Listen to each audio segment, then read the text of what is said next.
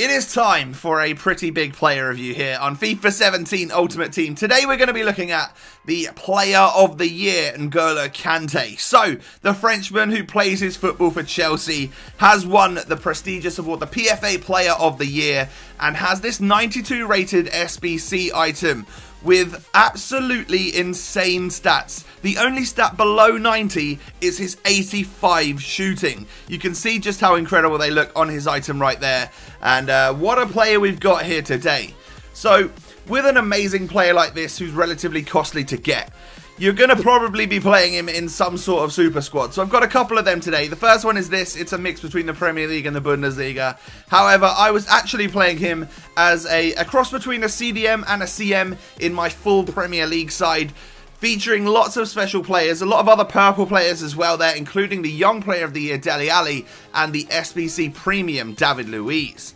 So Kante's in-game stats are quite impressive. He's had a regular item, an upgrade item, an inform and a man of the match before this Player of the Year. So we were expecting some decent stats, and boy, did we get them. We're talking madness across the board. Only his sort of curve, free kick accuracy and heading accuracy are red stats. The rest are pretty much green. And I've used a weird one today. I've gone with the marksman chemistry style. It makes him a member of Club 90. Every single stat is in the 90s. And it helped his dribbling in game and his physical somewhat, which I found useful as a centre midfielder and even as a DM.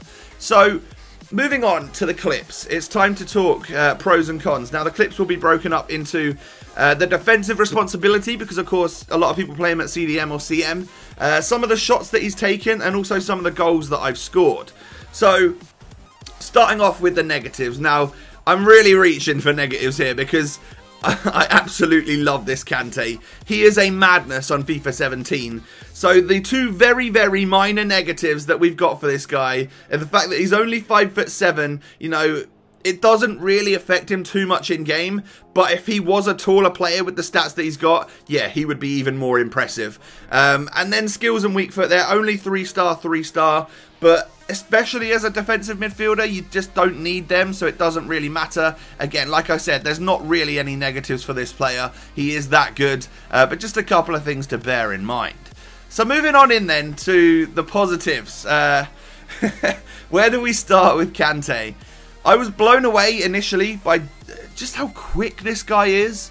I wasn't expecting that at all. You know, I understand that his stats look very good, but oh my god, does Kante move up and down the pitch like crazy, and very, very fast as well. He is, well, the next positive is positioning, and what I mean by he has good positioning is that he covers the entire pitch basically all of the time. Wherever you need Kante, he's just going to pop up and be there. He really is crazy on the ball, off the ball, you know, making those smart runs, even when he's off the ball to get in the right space to make an interception. Of course, that's what Kante's known for, is his hard work and great defensive responsibility. But this particular version with the crazy stats that he's got is just an amazing box-to-box player. You'll see here, we just pick the ball up from a corner kick and we go on a run and beat all of the defenders and end up just scoring the goal. And I was, it was just madness. But of course, yeah, you've seen the defensive responsibility. He's great at tackling, perfectly timed a lot of the time, and his interceptions are great as well. Even when you're not even in control of him, he'll be in that right position to make a good interception. His dribbling is next level as well. We're talking 90 plus stats everywhere in the dribbling department. And you can run with that ball really nicely. It doesn't matter that he's got them 3-star skill moves. LTRT dribbling, just long sprinting touches as well. They seem to be very useful. And of course the no-touch dribbling as well. You're also getting nearly perfection in the strength and stamina areas. Like, he's got around 90 strength in game, which is great, especially for someone who's so short. He actually really does pack a punch. And then in terms of stamina, well, that's easily 99. You can run around all game with this player and he'll still have half a bar of stamina at the end. It's that crazy.